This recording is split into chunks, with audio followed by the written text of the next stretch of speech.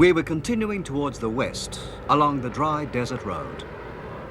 We were now on the last leg of our journey along the Silk Road.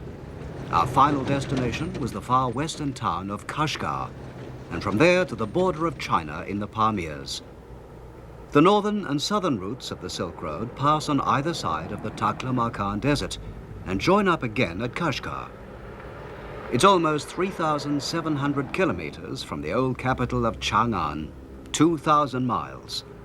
And in the old days, just this part of the journey along the Silk Road took more than a whole year.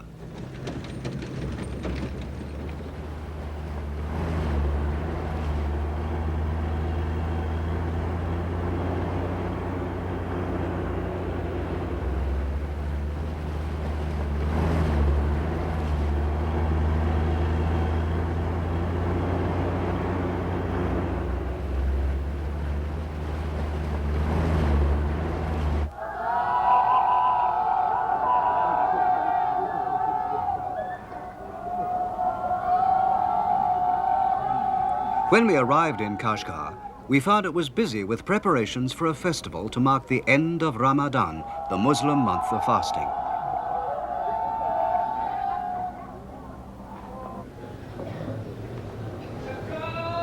This is the biggest mosque in the whole of the Western lands, and it was full of the faithful. The so-called Rosh-u-Jeh festival at the end of Ramadan is one of the most important in the Muslim year, and many people had come a long way to pray at the mosque.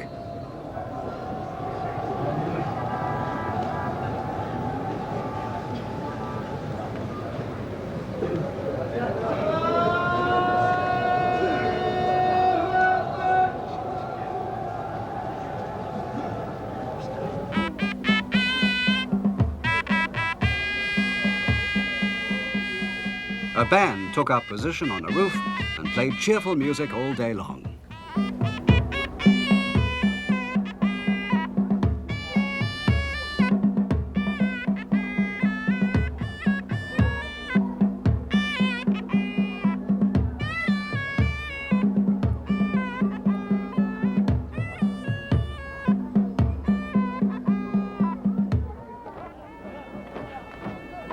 In the open space in front of the mosque, people began to dance.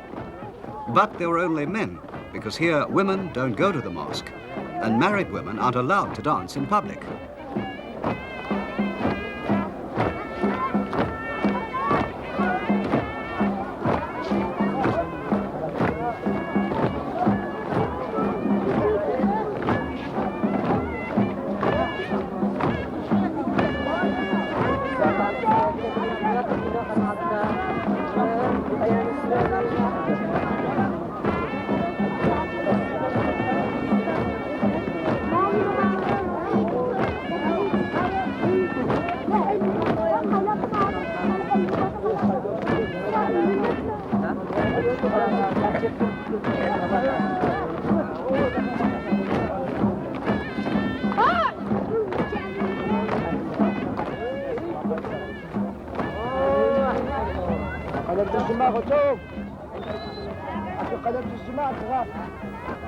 A street photographer was doing good business.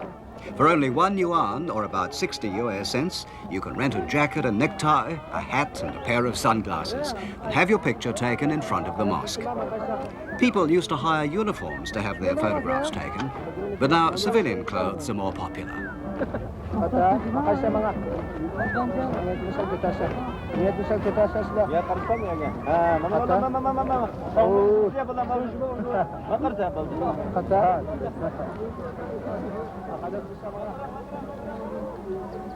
The population of Kashgar is about 200,000, and most of them are Uyghurs.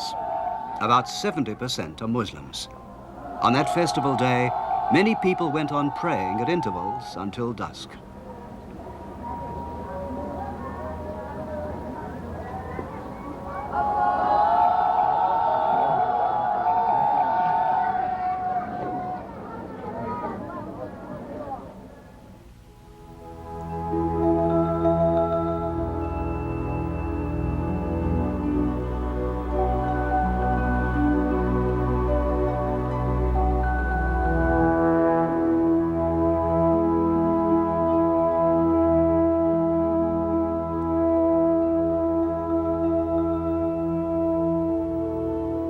The people of Kashgar were originally Buddhist, but converted to Islam in about the 10th century. It was the first part of the Western lands to become Muslim. During the 17th century, Kashgar was ruled by a family called Hoja, who claimed descent from the Prophet himself. Their tombs are decorated with beautiful old tiles.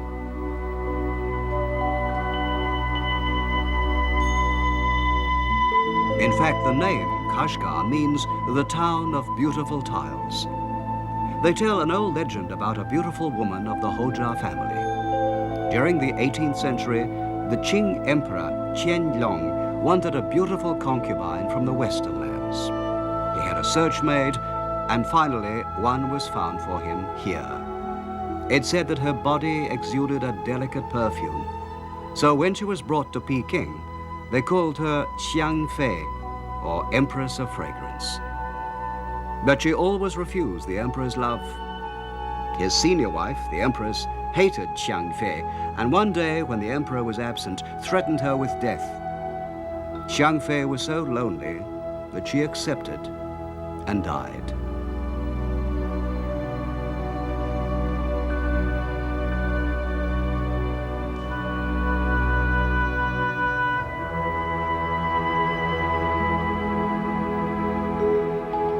To the Uyghurs, the Hoja tombs are a holy place, and many people ask to be buried here.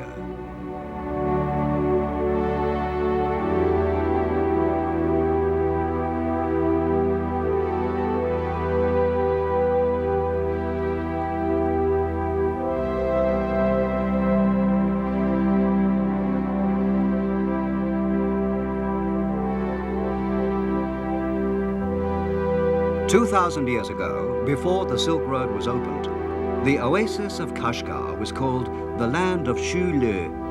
In the Han Dynasty Chronicles, it says that the population of Shule was more than 18,000, and that the country extended as far west as Dayueshi, Dayuan, and Kangju.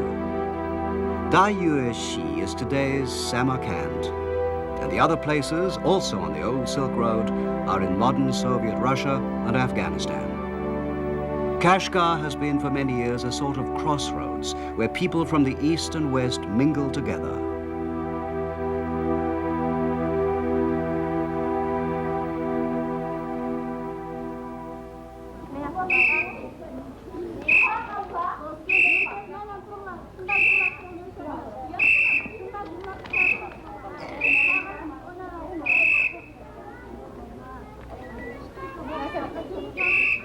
We visited a kindergarten school for non-Chinese children. Here the children learn to read and write the Uyghur language and simple counting. The boys begin sports and the girls a little housekeeping.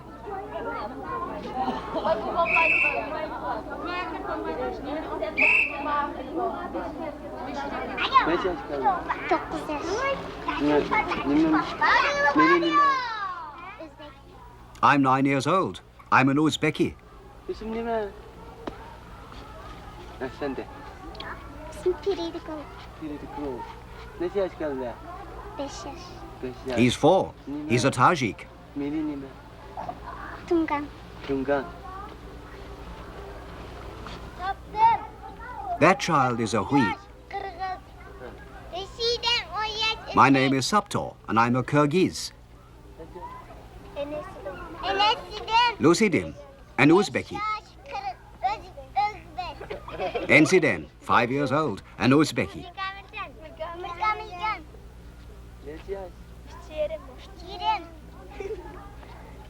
Migmijan, 3 years old, another Uzbeki.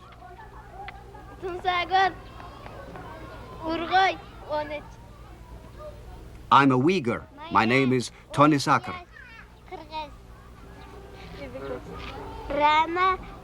Mayla, Kyrgyz. Mehpari, a Uyghur.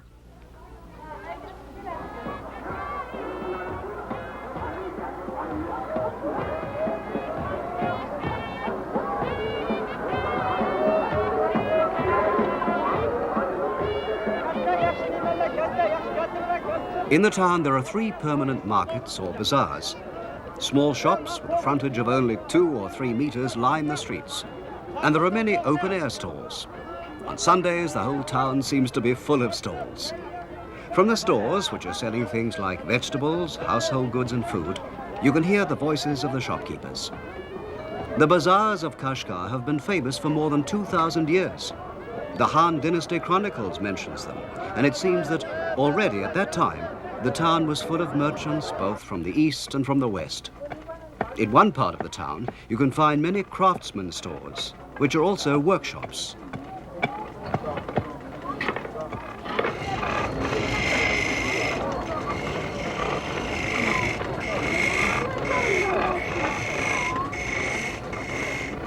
Here's a woodworker spinning a primitive lathe by means of a bow held in his right hand. He's turning a leg for a cradle. He uses wood from poplar and mulberry trees, both of which grow plentifully near the oasis.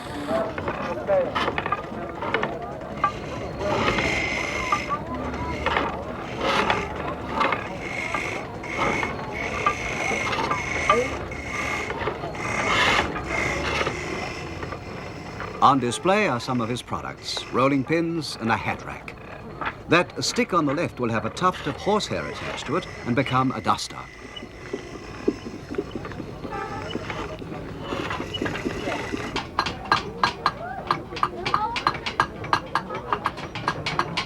A metal worker is making a strong pot out of copper sheeting.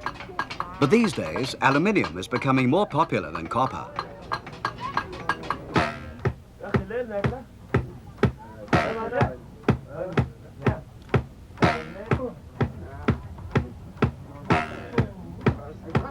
Cotton has been one of the most famous products of this district for more than 2,000 years. This craftsman told us, as he worked, that even today he can only make the best quilts by hand.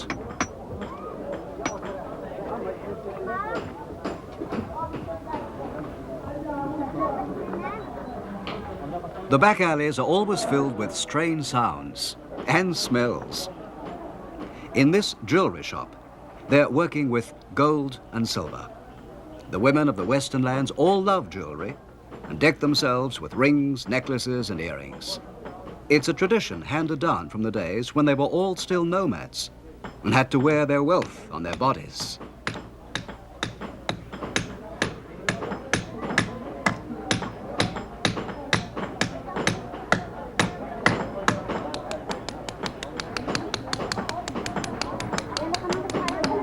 No one seems to know exactly what this red stone is, but they sell for 20 yuan, or about 120 US dollars.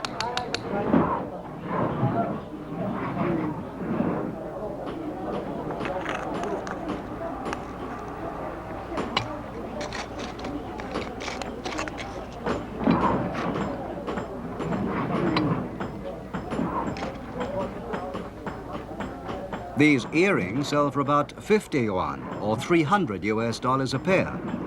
If you bring your own coins to make the jewelry out of, you can get it for about half price.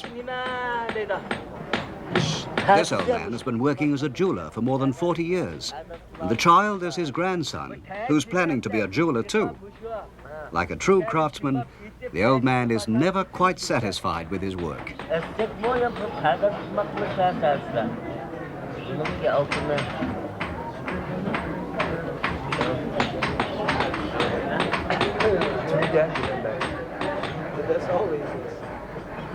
This master craftsman makes musical instruments.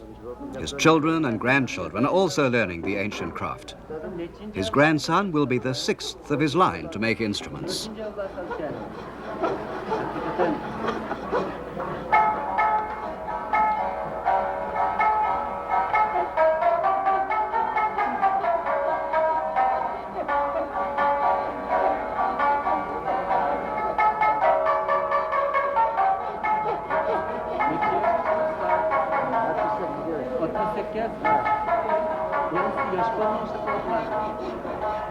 It takes at least 10 years to learn to make instruments like these. They carve the rounded body of the lute by eye, without the help of any measuring device. Only experience can help them in this delicate work. The craftsman is only happy when he's created a fine instrument and can sell it for a good price.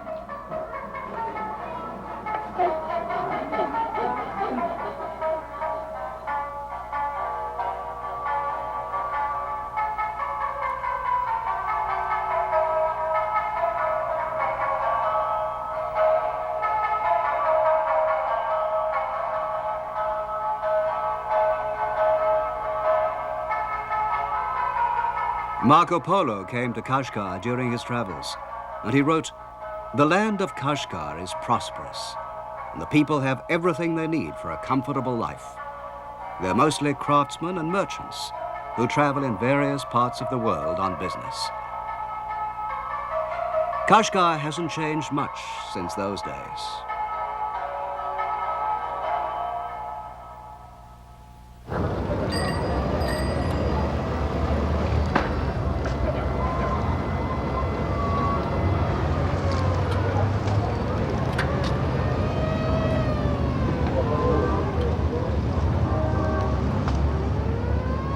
Towards the end of October, we saw a caravan of trucks arriving in Kashgar, their horns blowing.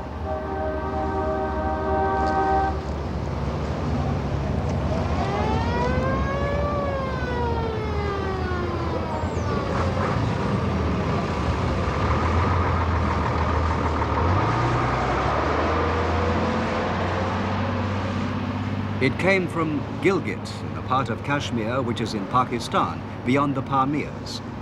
17 of these trucks, filled with the produce of Gilgit, had come 700 kilometers, 400 miles over the Pamirs in 4 days.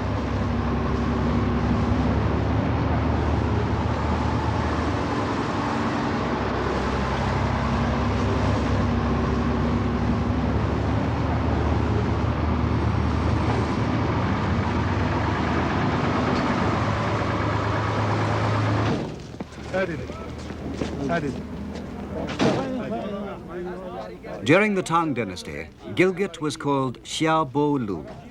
The truck road is quite new, only 11 years old. And before that, from time immemorial, the trade with Kashgar was always by camel caravan.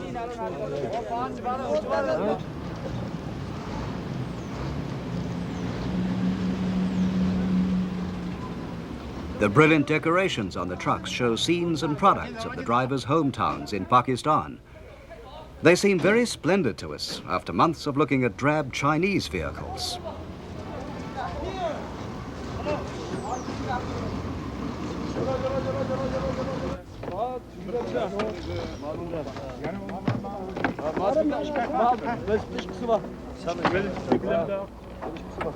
Business between Gilgit and the Xinjiang Uyghur Autonomous Region is what is called frontier trade, and it's all done by barter, or exchange of goods.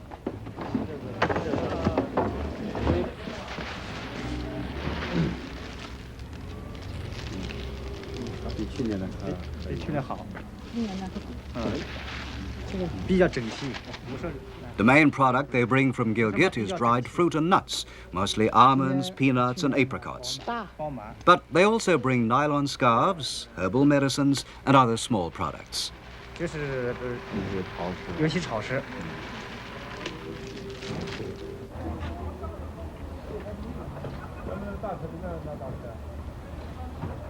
The goods to be sent to Gilgit are already stored in the warehouse.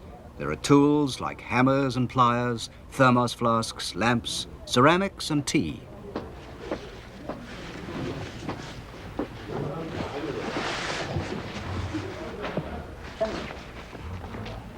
But the main product for barter is, as it's always been, silk.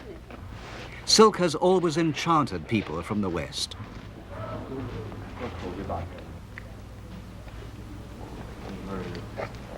Fine. Fine.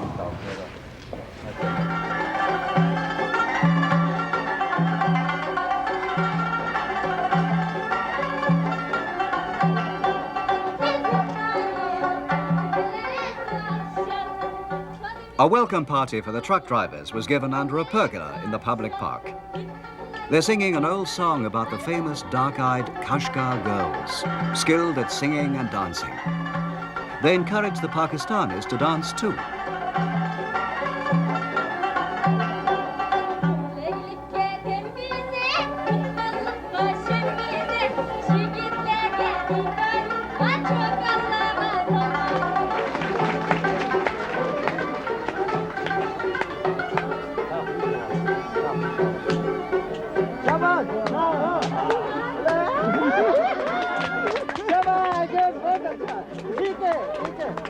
Two men begin a comic dance. The dance made us realize that the men of Gilgit and the Uyghurs have much in common.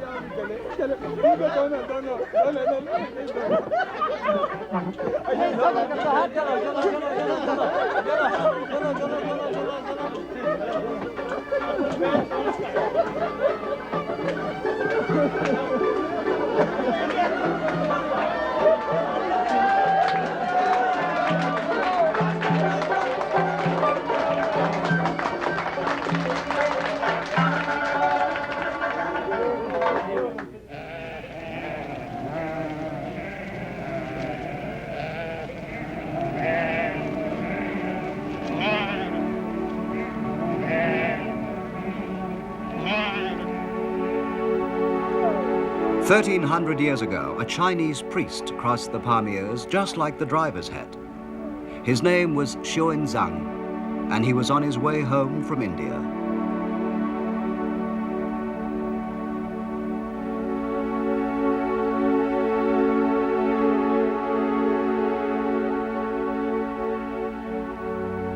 But when Xuanzang stopped here, he found several hundred Buddhist temples.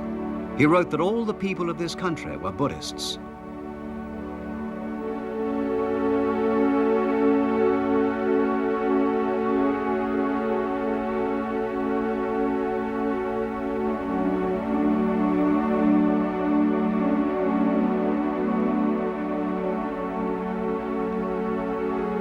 There were more than 1,000 priests, and these Buddhist caves on the outskirts of Kashgar, at a place called Sanxiandong, have been here since long before Xuanzang's day.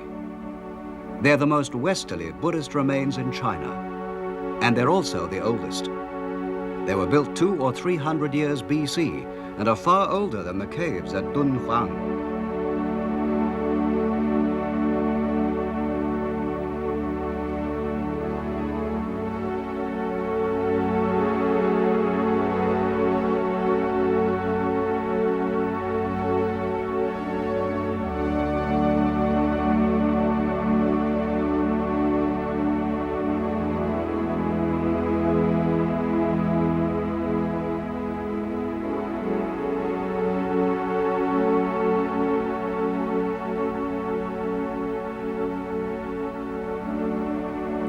But all the murals and images inside have been destroyed, either by floods or by Muslim iconoclasts. And today there's almost nothing left to give us a hint of what the caves originally looked like. But it's certain that the Kashgar Buddhas provided comfort and strength for many people who had made the hard journey across the Pamirs.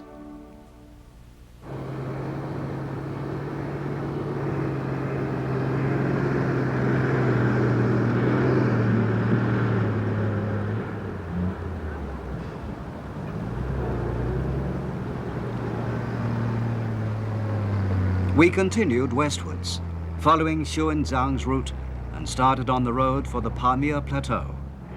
The old road began at Kashgar and is said to have passed through the Tashkurgan oasis.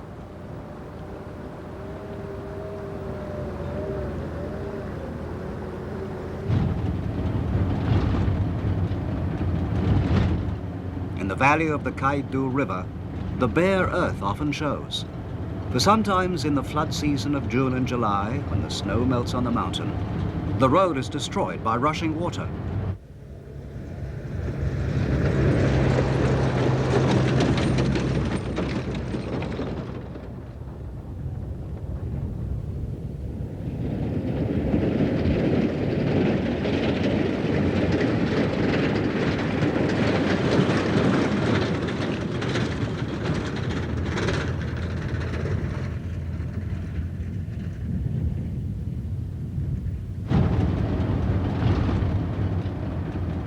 All the year round, there's the danger of falling rocks. As we climbed higher, the temperature fell. In Kashgar, it had been over 30 degrees Celsius, 80 degrees Fahrenheit. But 4 hours later, it was only 15 degrees Celsius, 60 degrees Fahrenheit.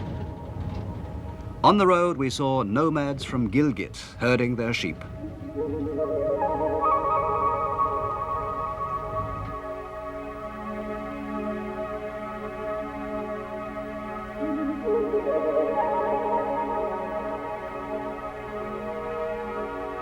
They were bringing their herds of sheep, horses, and yaks that they fattened on the mountain pastures down to the plains for the winter.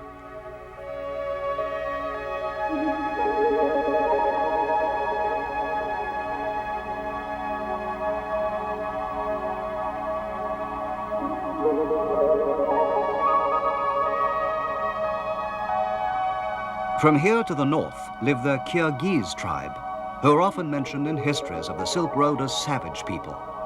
In the 9th century, they conquered the local civilized Buddhists and carved out an enormous nomad empire from Lake Baikal in the east to the Taras River in the west.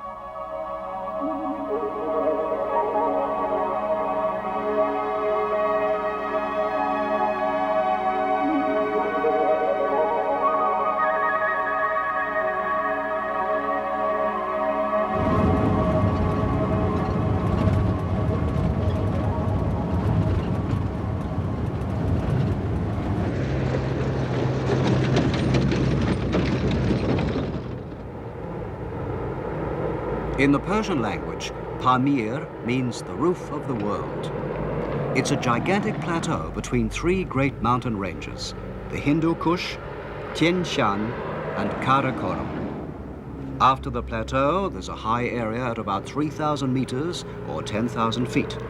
But many of the mountain passes are at 4,000 or 5,000 meters, 14 or 15,000 feet. So we all had to have cardiographic examinations. And we were only allowed to travel as long as we carried oxygen tanks.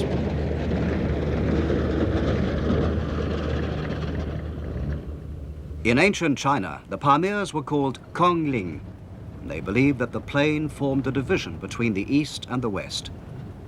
According to the Han Dynasty Chronicle of the Western Lands, after you cross the mountains of great and small headaches and the red fever hills, you suffer from vomiting brought about by the exhalation of poisonous gases. This results in fever and pallor, and even the donkeys suffer.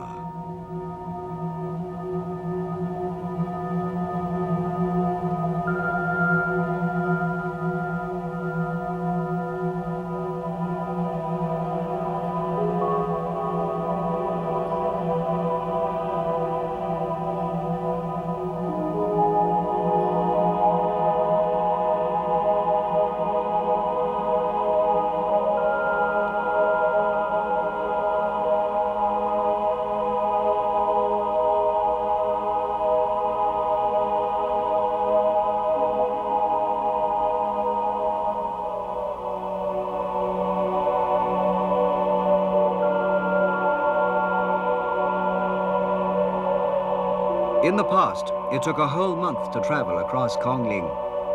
Xuanzang had a lot of trouble here. He was attacked by robbers, the merchants he was traveling with abandoned him, and his elephants sank into the marshes with their precious sutras still on their backs.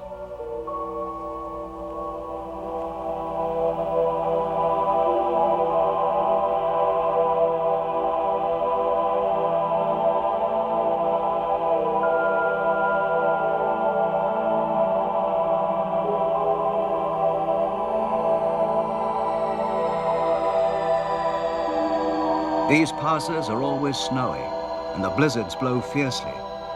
Following in the ancient footsteps of Xuanzang, we finally reached an altitude of 5,000 meters, or 15,000 feet. The air is so thin at this height that you gasp for breath, and many people suffer from headaches. You can't boil water properly, and no one feels like eating. And neither camels nor horses are any use so high up.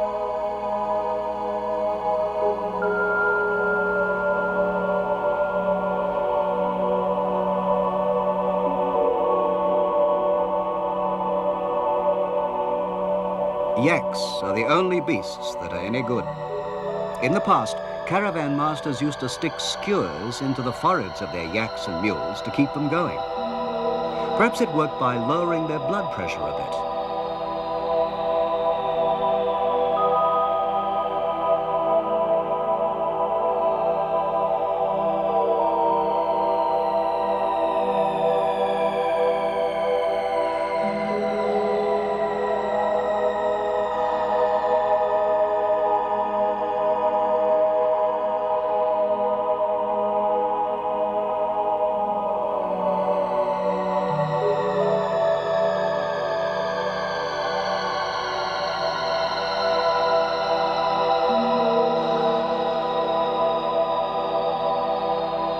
animals that died here became food for the wolves, and travelers used their whitened bones as landmarks. The road across the Pamirs was opened up by the sacrifices of many people.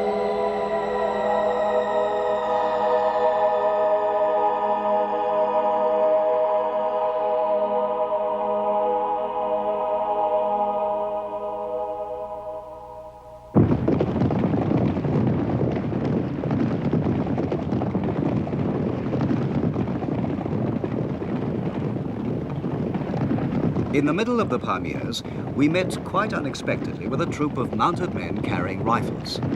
They were a local militia. We had entered the Tashkurgan Tajik Autonomous Region, and we'd wandered by accident into the Tajik militia training grounds.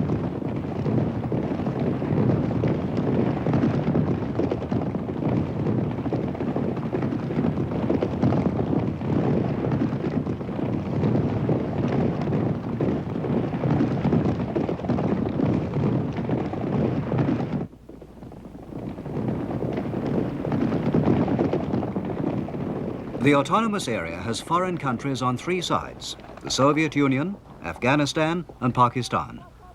Since the outbreak of hostilities in Afghanistan, the militia had not been allowed to shoot their rifles, even with blank rounds, to avoid any appearance of provocation.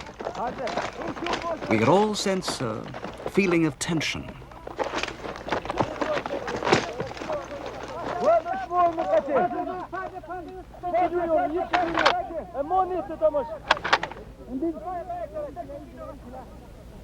The soldiers had long noses and deep-set features, and were obviously different from any people we'd met so far on the Silk Road. They had truly Western-looking faces. The language of the Tajik people is a member of the Indo-European family.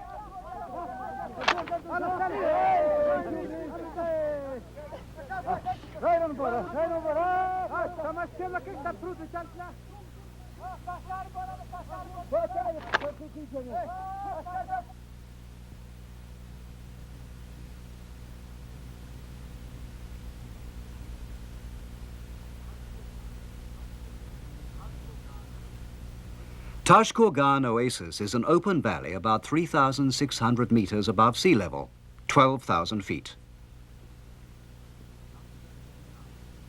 On the outskirts of the town is a huge old castle.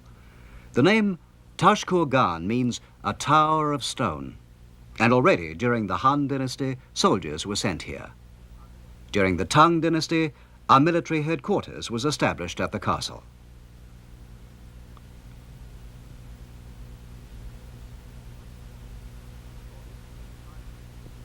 For this was China's front line on the west.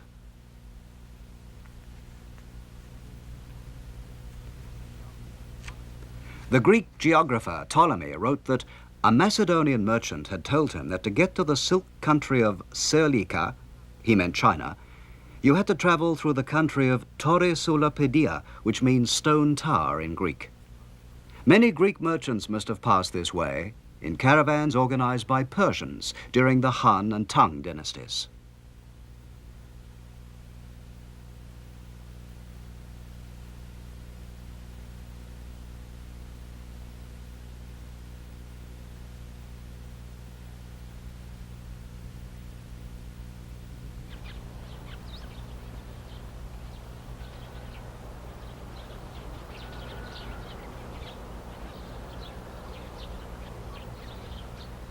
When we got to the main street of Tashkurgan, it was quite silent, perhaps because most of the nomads, who sow grain in the spring and come down from the mountains in autumn to harvest it, had not yet returned.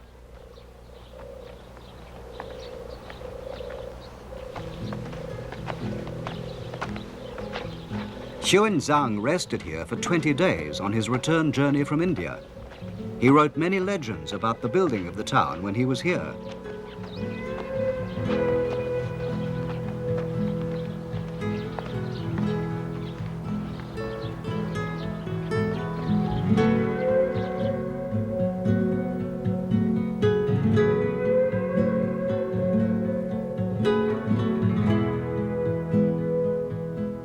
One of these legends was about a Persian king who sent a messenger to China to bring him back a wife. The messenger brought a princess back with him, but in the Pamirs they found there was a war going on. The messenger put the princess in a tower at the top of a mountain and guarded her day and night. When the war was over and they could travel again, the princess was found to be pregnant. The messenger was aghast, but a maidservant told him that a god had come from the sun every day to see the princess.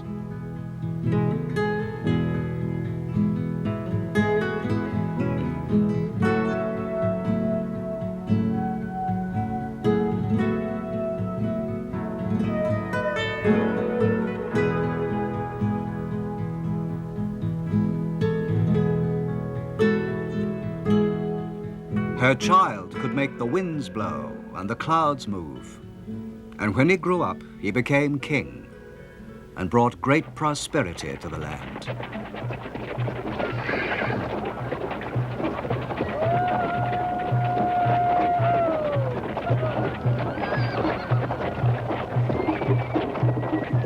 We filmed a wedding ceremony that took place at Wacha, about 80 kilometers or 50 miles from Tashkurgan.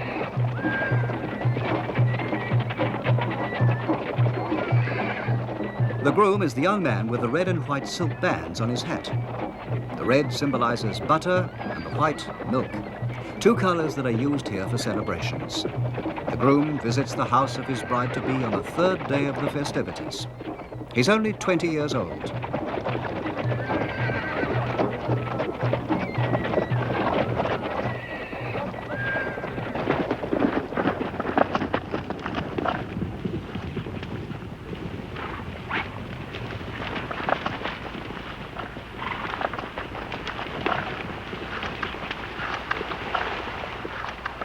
The groom is greeted by a group of women who offer him a cup of ewe's milk with salt in it and sprinkle him with flour. This is to symbolize plenty. They offer the same to the groom's attendants, but the groom only dismounts from his horse when he is invited to do so by the father of the bride.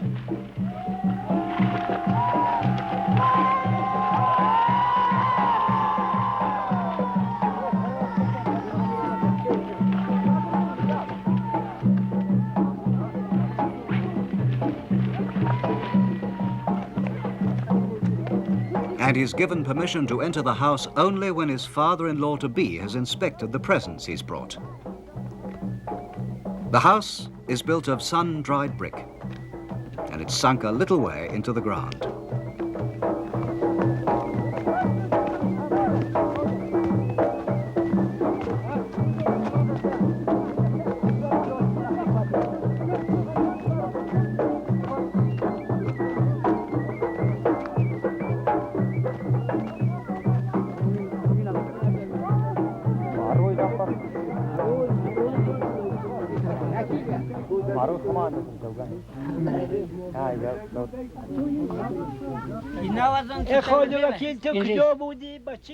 The bride, who's 19 years old, wears the same red and white festival colors as her groom.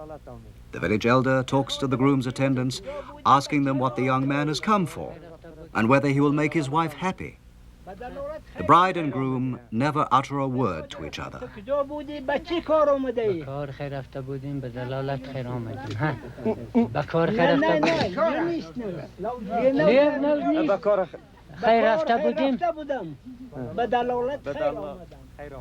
The elder reads from the Quran and blesses the happy couple.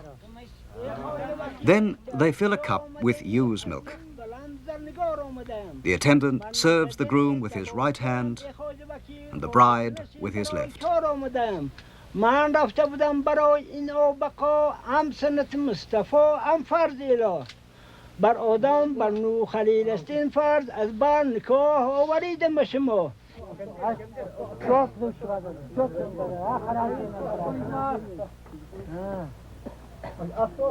اینو یا سایدم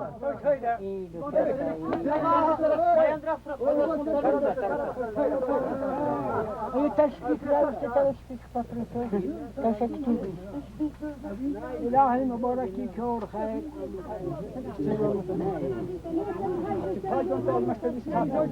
The young couple have known each other since they were children. In the old days, people used to get married when they were 15 or 16, but nowadays they tend to marry at about 20. However, they still marry for love, which is just as it's always been.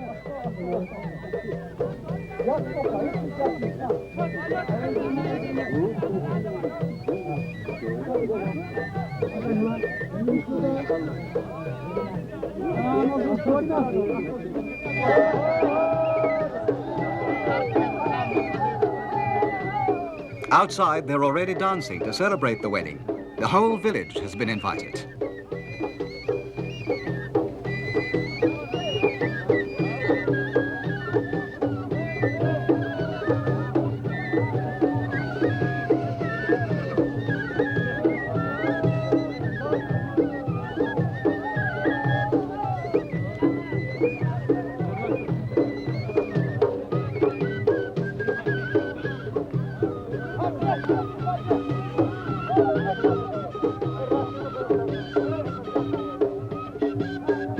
This was the first place we'd seen in China where people kiss in public.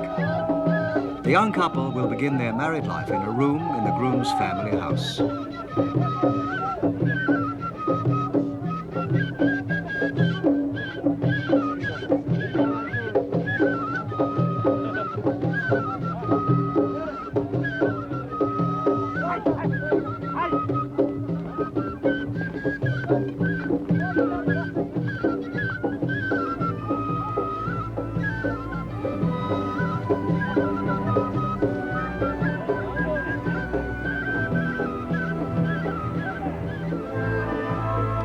There are about 20,000 Tajiks in the Tashkurgan Autonomous Region.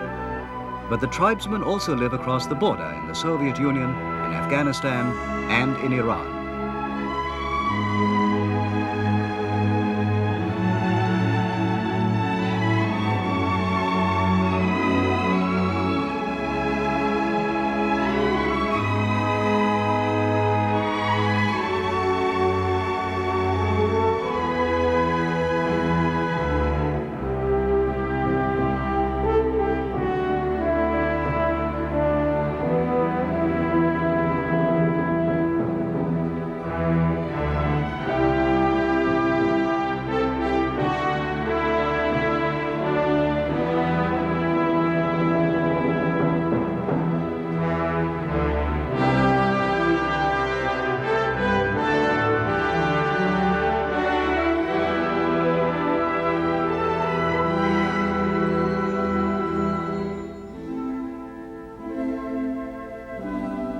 About 130 kilometers, or 80 miles from Tashkurgan, we found ourselves near the border with Pakistan. From here, the Silk Road used to go on into Afghanistan, but nowadays the border is closed, even to nomads.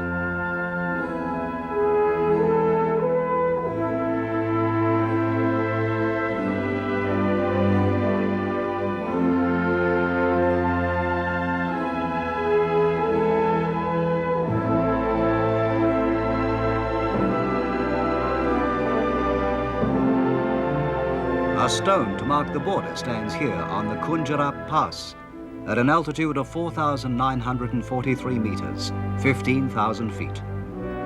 There's plenty of snow here, but no sign of any people at all.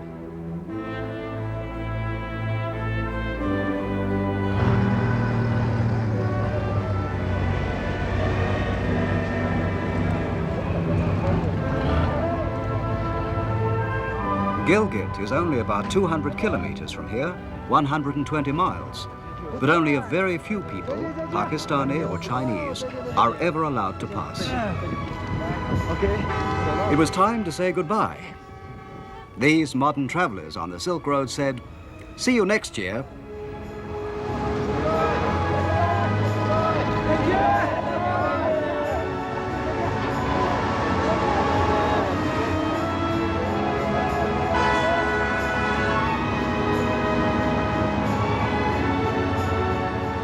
And the Silk Road went on, through Persia, and so to Rome.